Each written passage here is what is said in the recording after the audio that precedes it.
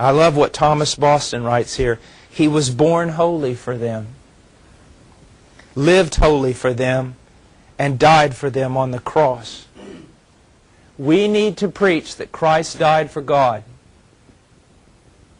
But a lot of young men who've become mesmerized with the idea of God doing everything for His own glory, which is true, in their own self-delusion, the young men have forgotten that although Christ, first and foremost, died for God, He died for men. Don't you ever forget that. Look what Boston says. He was born holy for them. For them. He lived holy for them.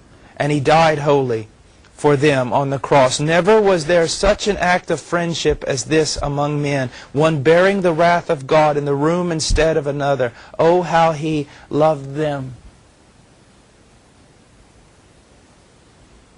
Now, this next thing we're going to look at, and I'm going to sound too mystical here for some, but that's all right. I believe the knowledge of this, we grow in the knowledge of this next phrase only through intimate communion with God. Through understanding the Scriptures, but through walking with God. He says, you are my friends. I had a relative one time that looked at me as having a great deal of trouble with his sons. And he said this. He goes, I love my sons. I don't like them. They are not my friends.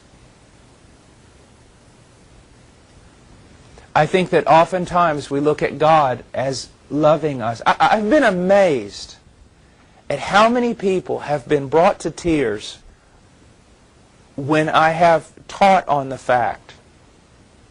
And I know this is going to sound trite. And the way I've tried to explain it has been faulty, I'm sure, and weak at best. But when I teach on God's disposition towards His children, and I use a very superficial word, but I don't know how else to get the truth across. God doesn't just love you. He likes you. Sometimes people come to the point, like I've said, where love is almost something God has to do. Or it's a cold, calculating love based just on faithfulness. I'm a faithful God, so I have to love you and I'm going to keep my promises. But His disposition of kindness toward you. And another thing is, by way of, it's a wonderful way to remind us of something. You're a child of God. That's good. Do you live like a friend of God? Do you live like a friend of God? Abraham was God's friend. Are you a friend of Jesus?